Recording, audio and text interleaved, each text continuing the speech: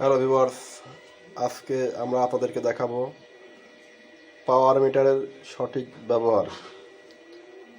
পাওয়ার metre আসলে সঠিক ব্যবহার আমরা অনেকেই করতে জানি না, তাই এটার পাওয়ার মিটারের সঠিক ব্যবহারটা আপনাদেরকে আজকে আমরা তুলে ধরবো।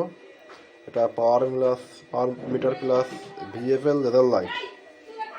দেখেন দেখেন এখানে এই পোর্ট দিয়ে আপনি লেদার মাপতে পারবেন এবং এটা দিয়ে আপনি লেদার লাইট অর্থাৎ fault locator leather light use করতে পারবেন। সর্বপ্রথম আপনাকে পাওয়ার মিটার ব্যবহারের ক্ষেত্রে পাওয়ার মিটারটি অন করতে হবে। দেখেন আমরা পাওয়ার মিটার অন করছি, এখানে 1550 mm করা রয়েছে, অর্থাৎ আপনার কোন ডিভাইসের কত mm লেদার আসে আপনাকে সর্বপ্রথম এটা জানতে হবে। যেমন এখানে 1550 mm করা আছে, এই 1550 mm অর্থাৎ এটা ইডিএফ লেদার হতে পারে অথবা আপনার এমসি লেদার হতে পারে।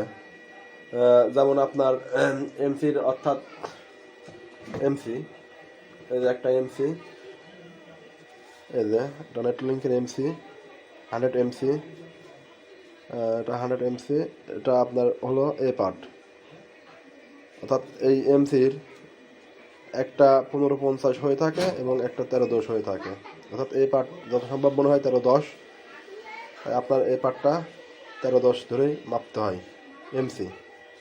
এবং ডিশের ক্ষেত্রেও আমরা সাধারণত 10+10 ট্রান্সমিটার ইউজ করে থাকি। ঠিক এরকম কিছুটা এরকম ট্রান্সমিটার ইউজ করে থাকি। দেখেন আপনার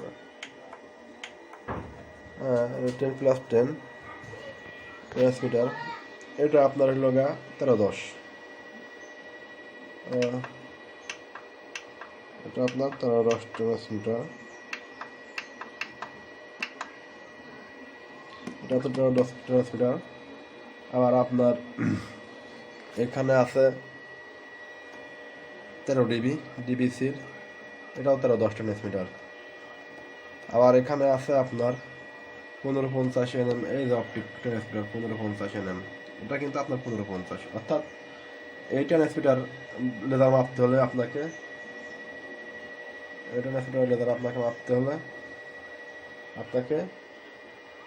পাওয়ার মিটারের 1550 mm ধরেই মাপতে হবে, 1550 mm ধরে মাপতে হবে। এবং আপনাকে এই যে 1310 ট্রান্সমিটার, এই যে 1310 অর্থাৎ 13 ডিবির এই যে 1310, এটাকে আপনি 1310 ধরে মাপতে পারবেন। এখানে দেখেন এই যে আপনার 1310 করা যাচ্ছে, এই যে ধরেন আপনার এই যে 850 আছে, 980 আছে, এই যে 1310, এখানে আপনার 1310ও আছে। আপনি ইচ্ছে করলে এইটা 1310 ধরে মাপতে পারবেন। আর ওই আপনার 1550 ধরেই মাপতে হবে, অর্থাৎ আপনাকে মনে রাখতে হবে কোন ডিভাইস কোন ট্রান্সমিটারে আপনাকে কত এনএম ধরে মাপতে হবে এবং কোন ডিভাইসের কত এনএম করে আপনার লেদার বের হচ্ছে, এরকম করে আপনাকে বুঝতে হবে। এবং আপনার এই পাওয়ার মিটারে তত এনএম ধরেই আপনাকে মাপতে হবে, তত এনএম ধরে আপনাকে মাপতে হবে। শুধু এটা পাওয়ার মিটারই না, এটা আপনার লেদার লাইটও আছে। দেখেন আপনাকে দেখাই, এই যে এই পাশে আপনার পাওয়ার মিটার সিস্টেম, আর দেখেন এই দেখেন লেদার লাইটও আছে।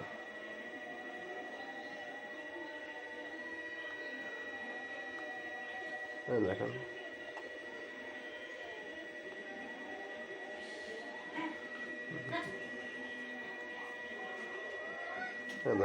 লেদার লাইট আছে। আপনি ইচ্ছে করলেই এখানে প্রেস কোড ইউজ করতে পারেন।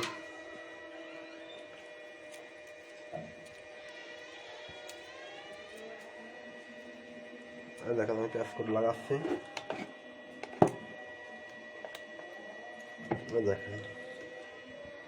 দেখেন প্রেস কোডের কাটা অংশ দিয়ে লেদার লাইট আউট হচ্ছে। এটা শুধু পাওয়ার মিটার নয়, এটা লেদার লাইট। আবার দেখেন এই লেদার লাইট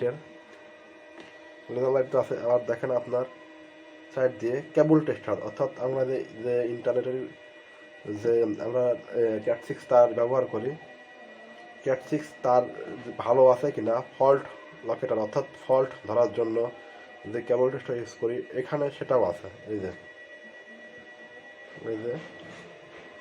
আপনার কেবল টেস্টারের ক্যাট 6 তার অর্থাৎ RG45 সকেটও আছে এখানে, হ্যাঁ। এবং এর আর এক পার্টও আছে, আমি আপনাদেরকে দেখাই।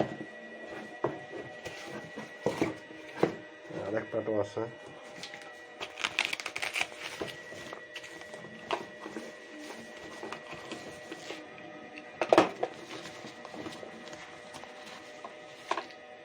দেখেন এর আর এক পার্ট, RG45 আর এক পার্ট। অর্থাৎ আপনার এই পাওয়ার মিটার অর্থাৎ আপনার এই পাওয়ার মিটার প্লাস আপনার ফল্ট লোকেটারের আর এক পার্ট। এই পাওয়ার মিটার কিন্তু আপনার রিচার্জেবল ব্যাটারিতে চলে, অর্থাৎ আপনার এই ব্যাটারিতে চার্জ দিতে পারবেন। যেমন ধরেন এই যে চার্জার, এই যে আপনার চার্জার, এটা আপনি চার্জ ব্যবহার করতে পারবেন। আপনি যখন এই পাওয়ার মিটার চার্জ দেবেন, আপনাকে তখন একটি সতর্ক অবলম্বন করতে হবে, সেটা হলো আপনি পাওয়ার মিটারটা অফ রেখে চার্জ দিবেন। এই যে চার্জিং সকেট,